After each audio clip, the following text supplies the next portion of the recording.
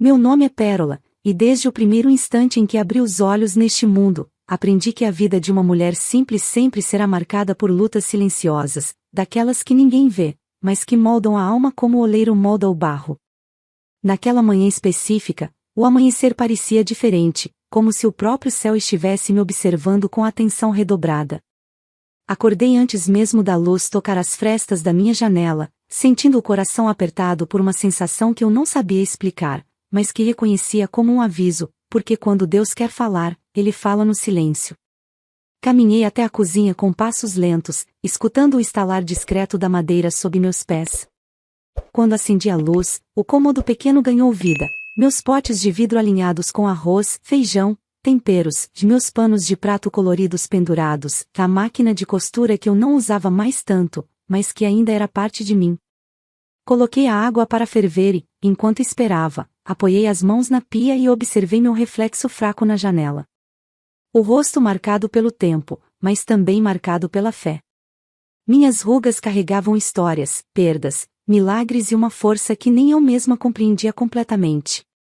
O cheiro do café começou a preencher o ar, trazendo memórias que me aqueceram por dentro. Paulo, meu marido, adorava café fresco. Ele sempre dizia: quando o cheiro invade a casa, significa que Deus está acordando com a gente. Faz 10 anos que ele partiu, mas há dias em que sinto como se ele estivesse sentado à mesa, observando tudo com aquele olhar sereno que sempre me acalmou. Sentei-me lentamente, coloquei uma xícara para mim e outra para ele, não por hábito, mas por amor. Há gestos que o coração não desaprende. Enquanto tomava o café quente, meus olhos se voltaram para a estante cheia de tecidos. Azul marinho, floral, poá, listrado, algodão puro, cetim barato, costurei por décadas, e cada tecido tinha uma história, um cliente, um sustento. Mesmo aposentada, às vezes eu pegava a máquina de costura só para sentir que ainda podia criar algo bonito com minhas próprias mãos. Era assim que eu curava a mente, ponto a ponto, alinhava a tristeza, arrematava lembranças, reconstruía o espírito. Mas aquela manhã tinha algo diferente. O silêncio da casa parecia mais pesado. A luz parecia mais fria. Até o vento que passava pela fresta da porta tinha um tom de aviso. Levei a mão ao peito e sussurrei: Senhor, o que está vindo? O que o Senhor quer me mostrar? Porque eu sempre soube, que quando o coração aperta desse jeito, é o Espírito Santo preparando a gente para algo grande. E geralmente, algo difícil. Enquanto varria a sala, lembrei-me de Ana Clara. Minha menina. Minha promessa. A razão pela qual eu nunca me entreguei ao desespero quando fiquei viúva. Ela nasceu frágil, prematura, mas desde o primeiro choro já mostrava que tinha sido enviada com propósito. Sempre foi estudiosa, carinhosa, meiga e forte. Forte de um jeito que assustava.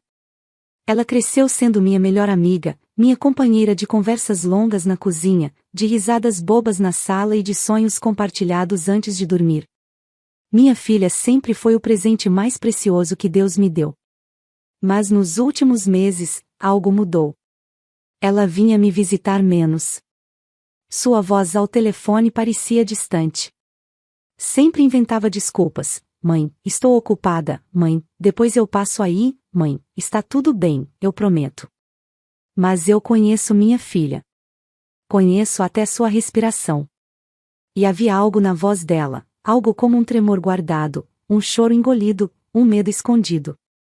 Passei o pano na mesa devagar, evitando encarar as lembranças que insistiam em vir. Senhor, protege a minha filha. Seja onde for que ela esteja, seja o que for que esteja vivendo, cuida dela. Era a oração que eu fazia todos os dias, várias vezes por dia, sem descanso.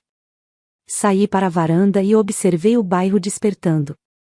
Os vizinhos indo trabalhar, as crianças arrumando as mochilas, o caminhão de pão passando com sua buzina característica. O normal. O cotidiano. Mas dentro de mim nada estava normal. O coração batia como se cada segundo fosse uma contagem regressiva para algo que eu ainda não entendia. Encostei-me na grade da varanda e fechei os olhos. Senti o vento tocar meu rosto e ouvi aquela voz suave no fundo da alma, aquela que só quem tem intimidade com Deus reconhece, uma voz que não fala com palavras, mas com sensações. E ela dizia apenas uma coisa: prepare-se. Abracei o próprio corpo enquanto murmurava: Senhor, seja o que for, fica comigo. Me dá sabedoria. Me dá força. E ali, sem perceber, eu estava dando o primeiro passo na estrada que mudaria minha vida para sempre. Eu só não sabia que, naquele exato momento, o mal já se movia. Já respirava perto. Já rondava minha filha. E que Deus estava me preparando não para um aviso, mas para uma guerra. Uma guerra que eu jamais imaginei lutar, e muito menos vencer. Quando Ana Clara me apresentou Ricardo pela primeira vez, lembro-me que o dia estava ensolarado de um jeito quase exagerado, como se Deus estivesse iluminando tudo para que eu pudesse enxergar com clareza, mas, ironicamente, foi naquele dia que mais me deixei enganar pela aparência. Ele chegou até minha casa com um sorriso impecável, roupas alinhadas e um perfume discreto, daqueles que passam a sensação de boa educação. Estendeu a mão para mim e disse: É uma honra te conhecer, Dona Pérola. Naquele momento, por um instante que dura até hoje na minha memória, eu vi o brilho nos olhos da minha filha. Ela olhava para ele como quem encontrou um porto seguro, e, como mãe, eu quis acreditar. Preparei café, como sempre faço quando alguém cruza minha porta. É meu jeito de acolher, de oferecer paz, de mostrar que minha casa é lugar de calor. Observei Ricardo enquanto ele conversava com Ana Clara. Ele parecia tão atencioso, tão interessado em cada palavra que ela dizia. Ele a olhava com um carinho ensaiado, mas tão bem ensaiado que até eu, que tenho um coração treinado para desconfiar das sombras, quase me rendi à imagem perfeita. Quase. Eles começaram a namorar rápido, e Ana Clara falava dele como se tivesse encontrado um tesouro. Mãe, ele é gentil, é trabalhador, é tudo o que eu sempre pedi a Deus. E eu, querendo ver minha filha feliz, permaneci em silêncio. Até hoje acredito que o amor de mãe, às vezes, sofre calada só para não ser o motivo da dor do filho. Com o tempo, comecei a observar pequenos detalhes. Ricardo sempre tinha a palavra final em tudo. Ele sempre precisava explicar as coisas de uma forma que deixava Ana Clara dependente de sua opinião. Ele fazia muitos elogios, sim, mas também pequenas correções: você fica mais bonita assim. Esse trabalho não combina com você. A gente não precisa da sua mãe toda hora.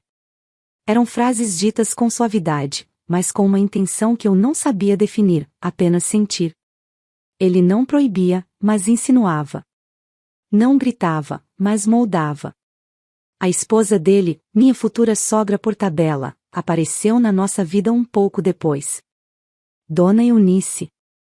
Uma mulher fina, elegante, daquelas que deixam um rastro de perfume caro por onde passam, mas que carregam nos olhos uma frieza calculada.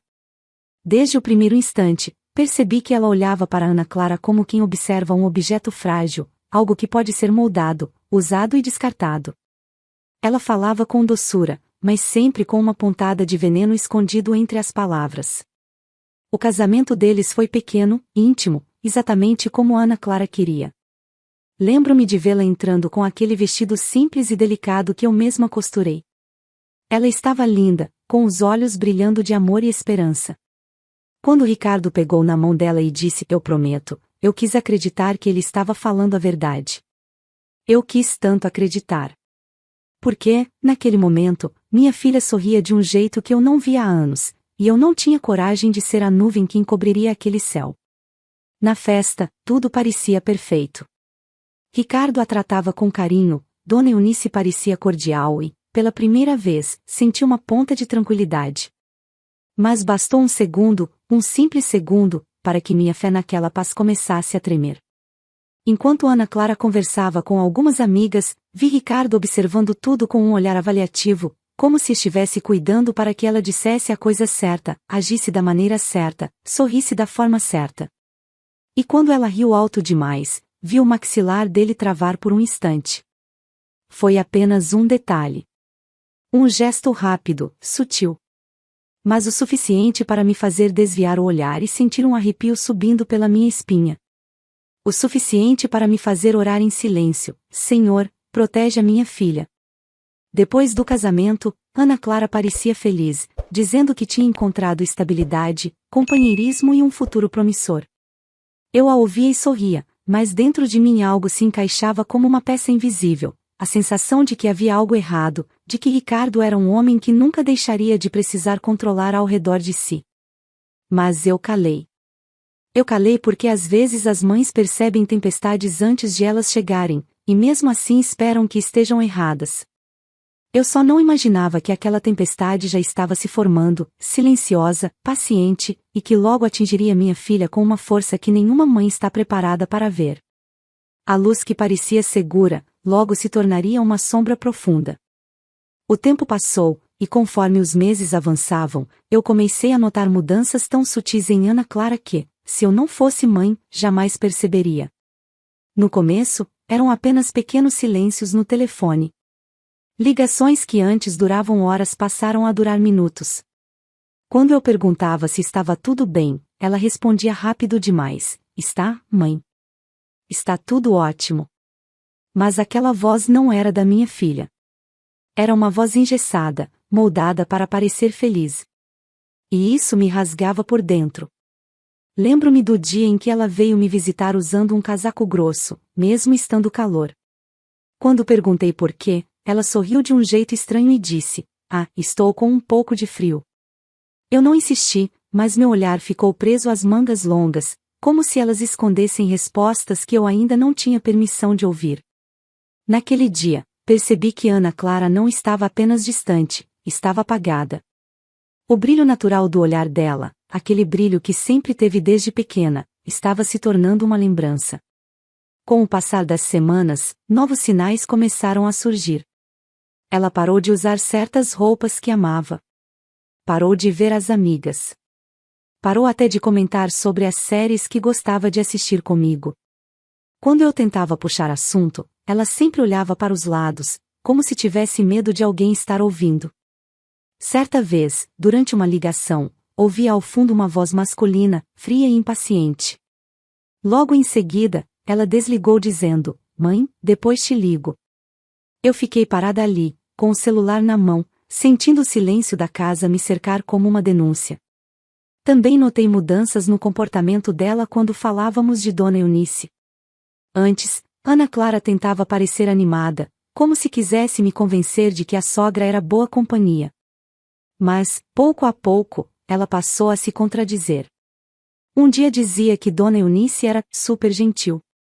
No outro, dizia que não tinha conseguido preparar o almoço do jeito que ela gosta. Um dia comentava que a sogra tinha lhe dado um presente. No outro, confessava que ela corrigiu sua postura na frente dos convidados. Essas pequenas quebras me mostravam uma verdade que ela ainda não tinha coragem de admitir para si mesma. Minha filha estava vivendo em um lugar onde amor, se existia, vinha misturado com medo. Houve também um episódio em que ela veio jantar comigo e deixou o celular sobre a mesa. O telefone vibrou, a tela acendeu e lá estava a mensagem de Ricardo: Você acabou? Apenas isso. 3 palavras. Secas. Frias. Calculadas. Ela leu rápido e guardou o celular com tanta pressa que deixou cair o garfo. Eu perguntei: Filha, você está bem? Ela sorriu, um sorriso que não alcançava os olhos, e respondeu: Estou, mãe. Só estou cansada. Mas eu sabia. Eu sabia que aquele cansaço tinha outro nome: pressão. Controle. Intimidação. Comecei a observar Ana Clara com um olhar mais atento, como se tentasse decifrar um quebra-cabeça. E cada peça que eu encontrava mostrava um quadro ainda mais sombrio. Sentia que ela queria falar, queria desabafar, mas algo a impedia. Talvez o medo. Talvez a vergonha. Talvez as duas coisas. Houve também uma mudança que me atingiu diretamente: ela começou a me visitar cada vez menos. Sempre havia uma justificativa, uma desculpa pronta, uma urgência que antes não existia. E, quando finalmente vinha, parecia sempre alerta, como se estivesse contrariando uma ordem silenciosa. Em várias noites, ajoelhei-me ao lado da cama e orei. Orei com tanta força que minhas lágrimas se misturavam às palavras. Pedi a Deus que me desse discernimento, que me mostrasse o que estava acontecendo por trás das paredes daquela casa. Porque meu coração sabia que a tempestade estava crescendo. E a sensação que eu tinha era de que minha filha estava sendo engolida por ela. Uma tarde, enquanto arrumava minhas coisas, encontrei um porta-retratos antigo com a foto de Ana Clara, ainda adolescente, sorrindo com a pureza de quem não conhece a maldade do mundo. Segurei aquela foto como se fosse um pedaço do meu próprio coração e murmurei: Senhor, devolve a luz da minha filha. Seja o que for que esteja tentando apagá-la, tira do caminho dela. Foi naquele dia que percebi, com a clareza que só Deus pode dar, que algo muito grave estava prestes a vir à tona. A paz que eu sentia antes havia se transformado em vigília. Meu espírito estava alerta.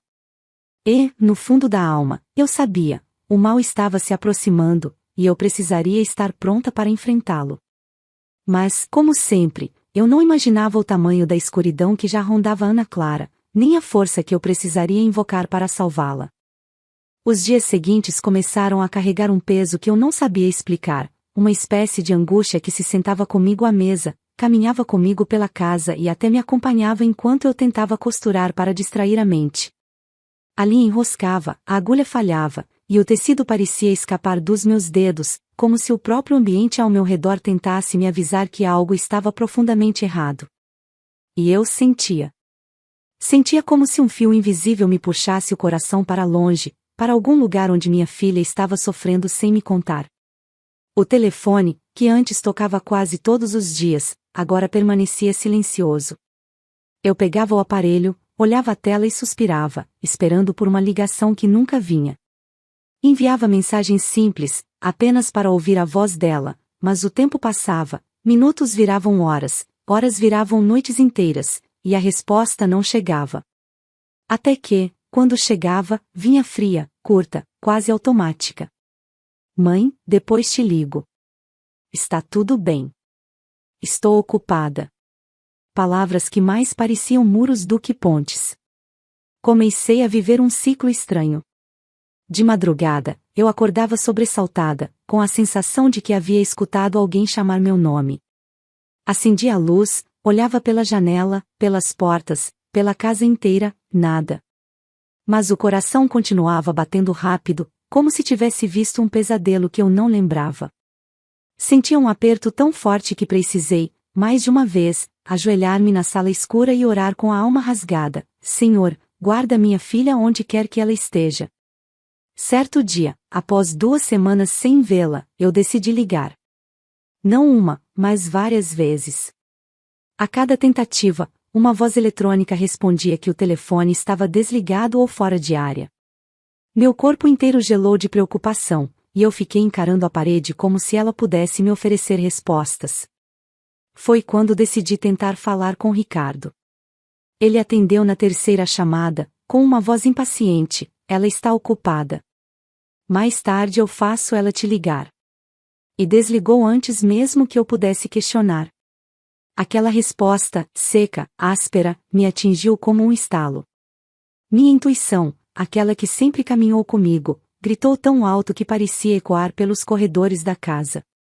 Ali, naquele instante, eu entendi que não era apenas distância. Não era apenas falta de tempo. Não era cansaço. Algo estava errado. Muito errado. Nos dias seguintes, tentei agir com naturalidade, mas a verdade é que eu já não dormia. Acordava para checar o telefone. Andava pela casa como se estivesse procurando algo perdido. Cada ruído me fazia estremecer. A sensação de impotência se misturava a um medo profundo, daqueles que pegam a alma com as 2 mãos. Até que uma noite, enquanto eu lavava a louça, senti algo que nunca havia sentido antes. Foi como se uma onda de tristeza atravessasse meu corpo, tão intensa que me fez apoiar as mãos na pia. Meu olhar se turvou e, sem entender porquê, comecei a chorar. Não era um choro comum. Era como se o espírito pressentisse uma dor que ainda não havia chegado aos olhos. Murmurei apenas: Senhor, fala comigo. Me guia. Me mostra o que está oculto. O silêncio da casa respondeu. E naquele silêncio, houve um estalo dentro de mim, uma certeza súbita, instintiva, quase profética: Ana Clara estava sofrendo. Não de forma leve, mas de uma forma que ela não conseguia pedir socorro. Uma forma que ela estava tentando esconder até de si mesma. O resto da noite se arrastou como uma eternidade. Andei de um lado para o outro, abri e fechei portas sem motivo, sentei no sofá, levantei, passei a mão pelos cabelos, respirei fundo inúmeras vezes tentando acalmar a alma. Mas o coração já sabia. Eu estava prestes a descobrir algo que mudaria tudo. Era como se Deus estivesse me preparando, me fortalecendo de antemão, porque a notícia que estava para bater à minha porta não pouparia minhas emoções. Eu pressentia. Eu sentia. Eu vivia um prelúdio silencioso de algo devastador. E, no fundo, eu sabia, a tempestade que eu vinha percebendo nas sombras estava cada vez mais perto. Prestes a se revelar. Prestes a tombar o mundo da minha filha, e o meu junto. Naquela tarde cinzenta, em que o vento carregava uma melancolia que parecia anunciar desgraça, eu estava sentada à mesa, tentando ler um versículo da Bíblia. Mas, por mais que meus olhos corressem pelas palavras, meu coração não conseguia se aquietar. A sensação de que algo estava prestes a acontecer tornou-se tão forte que me fez levantar várias vezes para olhar pela janela sem saber o que procurava. Era como se meu espírito estivesse inquieto, se movendo antes de mim, tentando me alertar. Foi então que ouvi a campainha. Um toque fraco, quase um pedido de ajuda. Meu corpo inteiro gelou, e minha respiração ficou curta. Caminhei até a porta com passos hesitantes, pois algo dentro de mim já sabia que eu não estava prestes a ver apenas minha filha, estava prestes a ver uma ferida aberta do tamanho do mundo. Quando abri a porta, ali estava Ana Clara, minha menina, tão abatida e frágil que parecia ter sido retirada à força de dentro de uma tempestade. Ela tentou sorrir, mas o sorriso que surgiu tremia mais do que suas mãos. Seus olhos estavam vermelhos, e sua postura curvada jamais combinaria com a jovem cheia de luz que eu criei. Antes que ela dissesse qualquer palavra, meus olhos foram atraídos para as mangas longas da blusa, que ela puxava para baixo com tanto desespero que aquilo por si só já denunciava o que vinha escondendo. Filha, entra, eu disse, mas minha voz saiu tão fraca que eu mal me reconheci. Ana Clara deu 2 passos para dentro e desabou no sofá como se seu corpo não tivesse mais forças para sustentar a própria dor. Sentei-me ao seu lado, tentando não parecer desesperada, embora meu coração já estivesse em pedaços. Estendi a mão devagar, como quem se aproxima de um pássaro ferido. Quando toquei seu braço, ela fechou os olhos com força, e eu senti o tremor no corpo dela. Me mostra, pedi suavemente. Ela hesitou. Mordeu o lábio. Olhou para a porta, como se temesse que alguém estivesse prestes a entrar. E, por fim, com as mãos trêmulas, ergueu a manga. Quando a pele dela apareceu, meu mundo desabou. Os hematomas escuros, recentes, marcados como dedos que se cravam, espalhavam-se pelo braço da minha filha como sombras de alguém que queria apagá-la por dentro. Eu não consegui respirar. Foi como levar um soco na alma. Uma dor tão profunda que parecia atravessar minha carne, meus ossos, meus pensamentos. A única coisa que eu consegui soltar foi um sussurro: meu Deus! Ana Clara começou a chorar, mas não era um choro comum. Era um soluço engasgado, abafado, de alguém que aprendeu a sofrer em silêncio. Eu segurei sua mão com firmeza e disse: quem fez isso com você? Ela tentou responder, mas sua voz se partiu. As palavras saíram como cacos de vidro: a mãe dele, e ele não fez nada. Mãe, ele empurrou. Ele me chamou de inútil. Ela me bateu porque eu, respirei do jeito errado. Quando ouvi aquilo, meu coração se incendiou com um tipo de dor que só uma mãe conhece, um misto de desespero, revolta e um amor feroz, um amor que dá coragem até para enfrentar monstros. Abriguei sua cabeça no meu colo e passei a mão pelos seus cabelos, lembrando-me da menina que eu ninava noites inteiras, que abraçava minhas pernas quando tinha medo, que corria para mim sempre que se machucava na rua. E agora ela voltava machucada não pela vida, mas pelas mãos daqueles que deveriam protegê-la. Ela continuou chorando: eu não sei mais quem eu sou, mãe. Eu tenho medo até de falar. Eu tenho medo de existir. Essas palavras entraram no meu peito como facas. E foi ali, naquele sofá, segurando minha filha desfeita, que eu fiz um voto silencioso: ninguém mais encostaria nela. Ninguém mais tiraria a luz dos olhos dela. Ninguém mais a faria acreditar que era pequena. Eu olhei para o alto e disse apenas dentro do coração: Senhor, me guia. Me mostra o que fazer. Me dá a força que a minha filha precisa. E, naquela mesma hora, algo mudou dentro de mim. Não foi raiva, nem ódio. Foi uma firmeza sobrenatural, como se Deus tivesse colocado uma armadura invisível sobre os meus ombros. A partir daquele instante, eu não era apenas mãe. Eu era o escudo entre minha filha e o mal. Eu respirei fundo, enxuguei suas lágrimas com as pontas dos dedos e disse: você não vai voltar para aquele lugar. Eu prometo. Enquanto eu tiver vida, ninguém mais vai te ferir. Ela chorou ainda mais, mas dessa vez, havia alívio misturado às lágrimas. E eu, sentindo o pulsar dessa nova força que me invadia, entendi que as sombras que haviam machucado Ana Clara jamais imaginariam com quem estavam mexendo. Porque naquele dia, naquele sofá, nascia em mim a coragem que mudaria tudo. Depois de consolar minha filha, sentei-me por alguns minutos em completo silêncio, sentindo a respiração dela acelerar e desacelerar no meu colo como um coração tentando reaprender a bater no ritmo certo. Enquanto acariciava seus cabelos, uma única certeza se formava dentro de mim, sólida como pedra: eu não podia permitir que aquela violência continuasse. Mas eu também sabia que enfrentar monstros exige mais do que impulsos, exige estratégia, inteligência e, acima de tudo, discernimento vindo de Deus. E naquele instante, eu senti uma serenidade estranha crescer dentro de mim. Não era tranquilidade. Era preparação. Quando Ana Clara adormeceu, exausta pelo peso do próprio sofrimento, levantei-me devagar e caminhei até a cozinha. A cada passo, eu repetia para mim mesma: Senhor, me guia. Não deixa meu coração se perder na raiva. Me recusei a chorar. Não porque eu não sentia dor, mas porque percebi que minhas lágrimas não seriam mais suficientes. Minha filha precisava de ação, e eu seria a mão que Deus usaria. Esperei até que ela acordasse, fiz sopa, troquei sua roupa por algo confortável e deixei minha casa cuidadosamente trancada, como se estivesse protegendo uma joia frágil. Quando ela pediu para eu não sair, sua voz quase se quebrou, mas coloquei as duas mãos em seu rosto e prometi: eu volto rápido, meu amor. E você não vai mais viver com medo. Ela apenas assentiu, ainda insegura, mas havia algo nos meus olhos que a fez confiar. Saí de casa com passos firmes, mas meu coração batia como um tambor.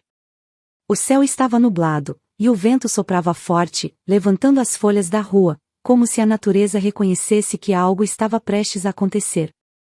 Caminhei até a casa dela, a casa que ela dividia com Ricardo, e cada passo parecia me aproximar de uma fronteira invisível entre o tempo antigo e o que viria. Quando bati no portão, fui recebida com o som seco de passos apressados. A porta abriu, e ali estava ele, Ricardo. O sorriso dele apareceu devagar, mas era um sorriso frio, como o de alguém que acha que está no controle. Ele cruzou os braços e soltou, com um desdém que quase transbordava violência: veio fazer o quê, velha? Eu o encarei com uma calma que não era minha. Era como se Deus estivesse segurando meus ombros, dizendo: não se abale. Meu coração não tremia, minhas mãos não suavam.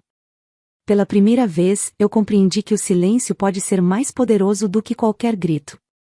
Ricardo deu um passo à frente. A Ana está onde deve estar. Aqui. E não lá naquela casinha ridícula. Você acha que manda em alguma coisa? Ele riu, inclinando a cabeça para trás, como quem debocha do fraco, mas ele não sabia com quem estava lidando. Eu não respondi. Nem uma palavra. Apenas tirei o celular do bolso com movimentos lentos, calculados, serenos.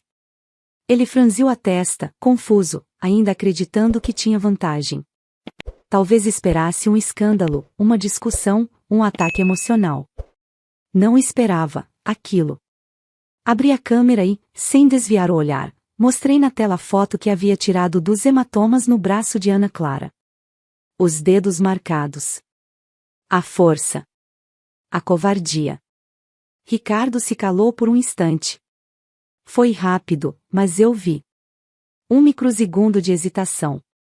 Um lampejo de medo. Um reconhecimento de que alguma linha havia sido atravessada. Ele tentou disfarçar com arrogância. E aí? Vai fazer o quê? Vai correr para a polícia? Você acha mesmo que alguém vai acreditar numa velha? Eu continuei em silêncio. Meu rosto não demonstrou raiva.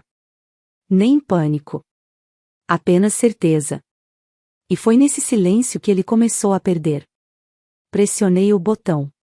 Capturei a foto. E, com movimentos suaves, abri o WhatsApp. Procurei o contato que mantive ali durante anos, quase sem usar, protetor. Samuel. Meu irmão. Delegado. Um homem silencioso, rígido, mas justo. Um homem que talvez não estivesse presente em todos os momentos da minha vida, mas que sempre deixou claro que, quando eu precisasse de verdade, ele viria. Cliquei no nome dele. Enviei a foto. Nada mais. Não pedi ajuda. Não expliquei. Não argumentei. Apenas deixei que a imagem falasse por mim. E então guardei o celular no bolso, virei as costas para Ricardo e caminhei até o portão com a mesma tranquilidade com que eu caminharia para dentro de uma igreja. Sem dar a ele nenhuma vitória emocional. Sem mostrar que meu coração ardia. Sem permitir que ele visse o fogo que queimava dentro de mim. Ele gritou algo atrás de mim, mas sua voz já não importava. Porque, naquele momento, eu sabia, com a mesma certeza de que Deus existe, que aquela foto mudaria tudo. Eu voltei para casa com passos firmes, o vento batendo contra o rosto, carregando a sensação de que uma força maior estava organizando os próximos eventos. E, embora eu não soubesse o que aconteceria exatamente, dentro de mim uma frase ecoava como resposta divina. A justiça já foi acionada. Quando voltei para casa depois de enfrentar Ricardo, fechei a porta devagar, como se estivesse tentando impedir que a dor e a raiva do mundo lá fora invadissem meu lar. Ana Clara ainda dormia, respirando com dificuldade, como quem tenta, mesmo inconscientemente, se livrar do peso que carregou por tanto tempo. Sentei-me ao lado dela, passei minha mão sobre seus cabelos e senti meu peito apertar, não de desespero, mas de uma força que eu nunca imaginei possuir. Era como se Deus estivesse derramando sobre mim uma coragem antiga, daquelas reservadas para mães que precisam enfrentar gigantes. Não se passaram nem 30 minutos desde o envio da foto. Eu estava na cozinha, preparando um chá, quando o som de sirenes cortou o silêncio da rua como uma lâmina afiada. O barulho não foi assustador, foi libertador. Olhei pela janela e vi duas viaturas parando exatamente diante da casa de Ricardo. Meus dedos tremeram, mas não de medo, era alívio. Era justiça. Então, ouvi batidas na minha porta. Quando abri, encontrei Samuel, meu irmão, parado ali, com sua postura rígida de delegado, o olhar sério, o distintivo pendurado no peito e uma expressão que misturava raiva e proteção. Ele não me abraçou, não fez perguntas, não chorou. Apenas disse, já está sendo resolvido. Suas palavras foram poucas, mas carregavam o peso de uma promessa cumprida. Fomos juntos até a casa de Ana Clara. Do portão, vi Ricardo sendo algemado. Sua expressão não era mais de arrogância, mas de surpresa, medo e fúria contida. Ele gritava, se debatia, dizia frases desconexas, tentando convencer os policiais de que tudo não passava de drama de mulher. Mas ninguém o ouviu. Porque, desta vez, as provas não eram palavras, eram marcas. Eram socos silenciosos registrados na pele da minha filha. Dona Eunice saiu em seguida, descontrolada, gritando que aquilo era um absurdo, que ela era uma senhora de respeito, que eu estava destruindo a família dela. Mas as leis não se curvam a gritos. Ela foi detida por agressão, conivência e ameaça psicológica. As mãos dela, antes tão afiadas para impor dor e humilhação, agora tremiam quando os policiais a seguraram pelos braços. Eu observei a cena sem desviar o olhar. Não havia satisfação, havia justiça. A justiça que minha filha nunca teve coragem de pedir. A justiça que tantas mulheres nunca recebem. A justiça que Deus reserva para o momento exato, quando a coragem encontra a oportunidade. Ricardo foi colocado dentro da viatura primeiro. Antes de entrar, olhou para mim com ódio, mas também com uma parcela de derrota que ele jamais admitiria. Eu apenas respondi ao seu olhar com silêncio, o mesmo silêncio que o desestabilizou no portão. Um silêncio que dizia tudo: você não manda mais aqui. Você nunca mais vai encostar um dedo nela. Dona Eunice foi levada logo depois, atordoada, exigindo privilégios que ninguém lhe daria. E, pela primeira vez, percebi que aquela mulher não era tão poderosa quanto fingia. Era apenas alguém acostumada a dominar, a impor medo, a controlar. Sozinha, sem a sombra de Ricardo, ela parecia pequena, minúscula. Quando as viaturas partiram, Samuel se virou para mim e disse apenas: ela está segura agora. Essas palavras ecoaram dentro de mim como um bálsamo. Respirei fundo e senti, pela primeira vez em semanas, um fio de paz atravessar minha alma como luz rompendo o breu. Voltei para casa e encontrei Ana Clara acordada, sentada no sofá, abraçando as próprias pernas. Quando me viu, levantou-se devagar, ainda fragilizada, mas com uma esperança tímida acesa nos olhos. Mãe, o que aconteceu? Abracei-a com toda a força que tinha e respondi: a justiça chegou onde você pensou que ninguém entraria. Ela começou a chorar, mas dessa vez eram lágrimas puras, lágrimas que arrancavam de dentro dela o medo acumulado. Eles não vão voltar, filha. Eles não vão te tocar. Nunca mais. Nos dias seguintes, as consequências vieram como ondas, cada uma trazendo um pedaço de alívio e um novo começo. Ricardo foi indiciado por agressão, lesão corporal e coação psicológica. As provas eram incontestáveis, e a arrogância dele perante a polícia só agravou tudo. O juiz autorizou medida protetiva imediata. Ele não poderia, sob nenhuma circunstância, se aproximar de Ana Clara. Dona Eunice também enfrentou as consequências. O relato das vizinhas, que já tinham ouvido gritos antes mas nunca souberam de quem, fortaleceu o caso. Ela foi enquadrada por violência doméstica e cúmplice das agressões. Samuel, apesar da postura rígida, me ligou todas as noites por semanas, perguntando como estávamos. Entre nós, havia um silêncio fraternal que dizia mais do que palavras. Ele sempre esteve ali, mesmo de longe, e eu nunca mais duvidaria disso. Ana Clara iniciou terapia. Nos primeiros dias, sua voz ainda tremia. Mas, com o tempo, começou a reencontrar partes de si que estavam adormecidas. Voltou a vestir roupas que gostava, a rir alto, a dormir sem sobressaltos. Voltou a existir sem medo. E, principalmente, voltou a ser minha filha. Quanto a mim, percebi que Deus costura nossas vidas como costurei tantos vestidos na máquina antiga. Ele sabe onde reforçar, onde recortar, onde emendar. E naquele momento, ele reforçou em mim algo que eu já carregava, mas que nunca tinha sido testado de verdade: a coragem que nasce do amor. Hoje, quando olho para Ana Clara sentada à mesa, rindo leve enquanto toma o café que preparei, sinto meu coração se aquecer de um jeito que só a restauração divina é capaz de proporcionar. Sinto que tudo o que enfrentamos nos trouxe até aqui, a um lugar seguro, limpo, iluminado. E, ao fechar este capítulo da minha vida, murmuro apenas uma verdade que aprendi a cada lágrima, a cada silêncio, a cada oração atendida. A justiça dos homens pode falhar. Mas a justiça de Deus chega sempre na hora exata. Fico muito feliz por você ter ficado até o final do vídeo. O que você achou dessa linda história? Coloque nos comentários sua opinião, deixe seu like, se inscreva no canal, e ative o sininho de notificações para não perder uma história preciosa. Até a próxima!